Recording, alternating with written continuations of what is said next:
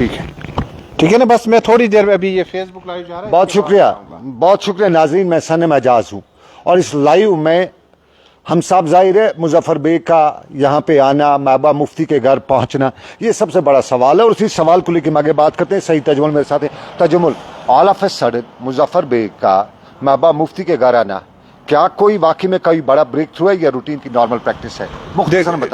देखिए मैं आपको बताऊं कि छतरहमा से नौगाम की जो दूरी है, चूंकि उनकी मदर जो है वो बीमार है, चूंकि ये एक कंटेस्ट है इसका, लेकिन दूसरा कंटेंट जब आप देखते हैं तो वो डिफरेंट है।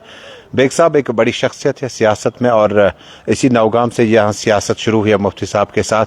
और आज ये जो मिलना था, मुझे पता है कि मौसम डिस्कस नहीं हुआ वहाँ कि अगले 4 दिन में बारिश होगी, बर्फ होगी, लेकिन डिस्कशन के दौरान काफ़ी टाइम से गुलिस्तान निवासी इस खबर को ला रहा था। हालांकि इसके जो लोग थे वो इत्तेफाक करने वाले बहुत कम थे।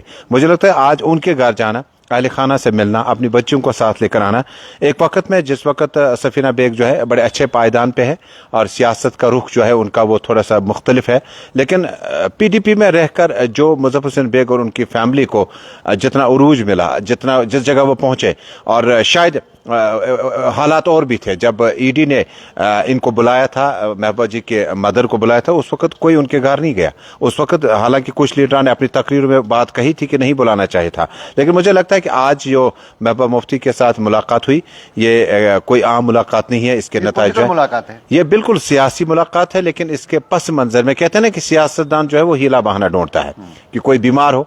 और मैं जिस इलाके से अभी आया, मैंने देखा कि सियासतदान किसी जगह घर जा रहे थे ताजिद पुरसी के लिए, दूर का रिश्ता भी नहीं है उनके साथ, लेकिन सियासतदान को ये कहते हैं ये फैमिली हेड होता है उस पूरे एरिया का। आज की मुलाकात जो है, मैं एक चीज जानना चाहूंगा, मुजफ्फर बेग इसी पार्टी से बने हैं या इसी पार्टी में वो रहे हैं? इससे पहले पीपल्स कॉन्फ्रेंस में थे, लेकिन पीडीपी के बानी अरकान में सरपरस्त आला रहे हैं, पैटर्न रहे हैं।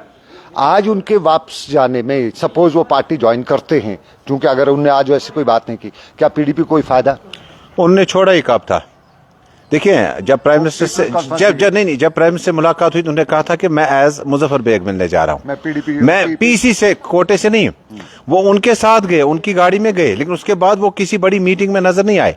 और जिस वक्त उन्होंने पीपल्स कॉन्फ्रेंस में शमूलियत भी इख्तियार की, उनके जलसे जुलूसों में वगैरह जाने लगे, उसके बाद भी कहा कि मुजफ्फर हुसैन बेग जो है वो मुजफ्फर हुसैन बेग ही है। लिहाजा मुझे लगता है कि नॉर्थ कश्मीर में या बाकी जगहों में मुजफ्फर हुसैन बेग की आज की इस मुलाकात के, देखिए आम सनम और तजमुल साहब नहीं है, घरों में चर्चा चल रहा है। घरों में ये कोई मानने के लिए तैयार नहीं है कि बीमारी बहुत ज्यादा खतरनाक थी। घरों में ये कोई सुनने के लिए तैयार नहीं है। घरों में यह है कि शायद महबूबा मुफ्ती का जो सब्र है, महबूबा मुफ्ती की जो लीडरशिप है, और महबूबा मुफ्ती की जो ज्यादती है, जो कई लीडर मानते हैं कि अच्छा नहीं किया, कुछ लोग मानते हैं अच्छा किया, शायद उसके जो गलत फहमी पर्दे सरकने शुरू हो गए।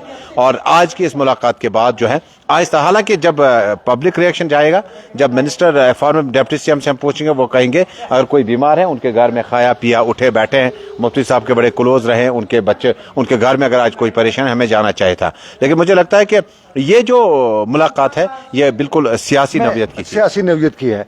मैं बहुत से कुछ लोगों से, पॉलिटिकल एनालिस्ट से बात कर रहा था, उनका कहना है कि पीडीपी में काफी वक्त से बहुत से लोग आना चाहते थे, लेकिन उनको एक डर था। डर ये था कि सरकार बीजेपी पीडीपी को स्ट्रांग होना नहीं देना चाहती है, उनको एक प्रेशर है, तो उनको ये डर था कि कहीं हमें प्रेशर ना हो।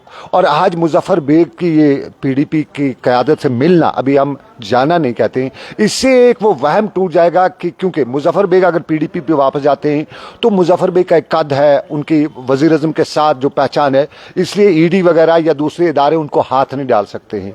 तो जब मुजफ्फर बेग पे हाथ नहीं डाला जाएगा तो दूसरे लीडर भी पीछे पीछे पीडीपी में वापस जा सकते हैं। क्या इस चीज़ को आप किस तरह से देखते हैं? देखिए पहले तो यह है कि हमने सियासत में ऐसे माहौल देखें, लेकिन इतना भी नहीं है कि कोई पीडीपी में जाएगा उसको पकड़ के ले जाएंगे, क्योंकि पीडीपी सदर खुद कहती है, पीडीपी सदर खुद तकरीर में कहती है कि इतना आसान नहीं आज पीडीपी में आना, पीडीपी को बहुत मुश्किल तरीन सूरत हाल है इस वक्त। लेकिन मुझे लगता है कि बेग साहब की इस पार्टी में वापसी के बाद अगर आप आज मुलाकात ही करते हैं, कल को आप स्टेटमेंट देते हैं, उसके बाद लोकसभा उम्मीदवार देखें, आपके पास नॉर्थ में लोकसभा उम्मीदवार कहाँ है, और उसके बाद अगर मुजफ्फर हुसैन बेग इस मुलाकात के बाद फिर दूसरी जमातों के लिए कैंपेन करेंगे, मुझे लगता है थोड़ी सा अच्छा नहीं लगेगा कि आप यहाँ पे भी हैं वहां पे भी है।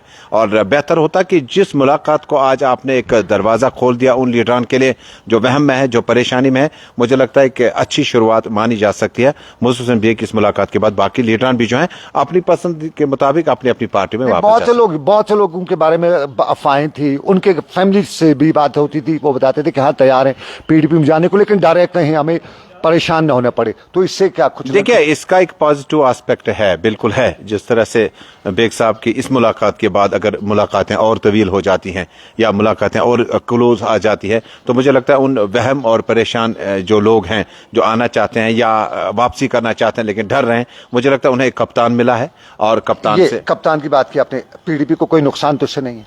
देखिए, पीडीपी को नुकसान में इस वक्त वो कहते हैं कि पीडीपी नुकसान ही नुकसान में है।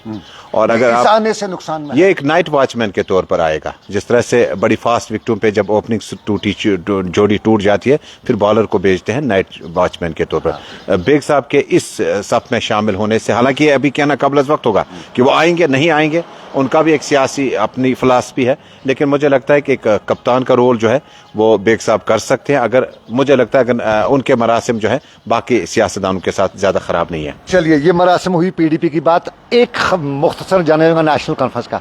आज उमर अब्दुल्ला ने स्टेज पर अपने डिस्ट्रिक्ट प्रेसिडेंट को, जो 50 साल तक नेशनल कॉन्फ्रेंस का जुड़ा रहा, 2 टाइम एमएलए, हर आज जगह गए, उसको उनके अल्फाज के मुताबिक उनकी बहुत बेइज्जती की, उनको नाज साहब की। देखिए, ये नेशनल कॉन्फ्रेंस की एरोगेंस है। देखिए, नाज साहब जो है वो बेगम साहिबा, शेख साहब, फारूक साहब, ये 3 ऐसी कदावर शख्स हैं जिनके बड़े क्लोज रहे हैं और कंट्रोवर्शियल रहे हैं। आपने कभी सुना गुलाम सुन नाज का कोई स्टेटमेंट आया किसी पॉलिसी पे? और जिस अंदाजे से देखिए मामला तंजीमों में होते हैं, हम भी इन जलसों को कवर करके अभी आए, उसी बुनियाद पे हम कहेंगे मामलात होते हैं, लेकिन सरेआम आप जुलूस में आप लोगों की इज्जत अफजाई के बजाय पब्लिक से एक डिस्ट्रिक्ट प्रेसिडेंट को निकाल रहे हैं। कोई कैबिनेट मिनिस्टर नहीं था बेचारा, ये कोई यूनियन मिनिस्टर नहीं था जिसको आप उतार रहे हैं। ये फैसले घर आकर 4 दीवारियों के अंदर किए जा सकते थे। लेकिन जो मुझे जरा बताएं कि फारूक साहब जो हैं वो अभी नाज साहब के साथ हैं और उमर साहब, सौगामी साहब यानी नासिरवानी साहब, बाकी लोग जो हैं वो बिल्कुल। लेकिन इसके पीछे फलसफा एक है, फलसफा सुनना चाहिए, बड़ा दिलचस्प है। नाज साहब ने 2 वक्त में एनसी के मेंबर रहे लेजिस्लेटिव असेंबली, जब तक उस्मान साहब बांडीपोरा से जलवा अफरोज नहीं हुए। और उसके बाद चूंकि एनसी बहुत कमजोर है हेडक्वार्टर में, बहुत ज्यादा कमजोर, ये बांडीपोरा में कमजोर है, डिस्ट्रिक्ट हेडक्वार्टर में, और गुरेज में ठीक है, संभल में ठीक है, लेकिन बांडीपोरा में नहीं है। लेकिन उसके बाद जब आप एक स्तून को निकाल रहे हैं, बेइज्जत कर रहे हैं, आपके साथ 10 लोग कम हो जाएंगे कि बढ़ जाएंगे? देखिए, ये जो इसको आप उमर अब्दुल्ला या नेशनल कॉन्फ्रेंस के कि उनको लग रहा है कि हम बस वेव है हमारी, ये उनको कहीं, ये तो देखिए, ये मैंडेट की बात है, ये बिल्कुल वो भी नहीं है, ये एरोगेंस भी नहीं है, ये इताअत की बात है। उमर अब्दुल्ला ने फैसला कर दिया, एडवोकेट नजीर साहब देखेंगे। नाज साहब कहते हैं कि उनकी बहू जो है वो जलसा हफ्ते में 4 करती हैं। हमने उन जलसों को कवर किया, हमने बहुत सारी औरतों में देखा। देखिए, औरतें जमा करके वो पहाड़ी तबके के साबिक सीएम हो रही हैं। मुझे लगता है कि ज्यादा एक डायमेंशन है जिसमें फारूक साहब बैठ के सागर साहब से डिस्कस करेंगे, लेकिन जो ये सूरत हाल है नाज साहब वाली, वो चाहते हैं कि वो अपने जो बहू है उसको टिकट मिले। हक है मांगने का, देखो गुनाह नहीं है मांगना, लेकिन मांगते मांगते उसको ये पता नहीं था कि उसको भी निकाल देंगे।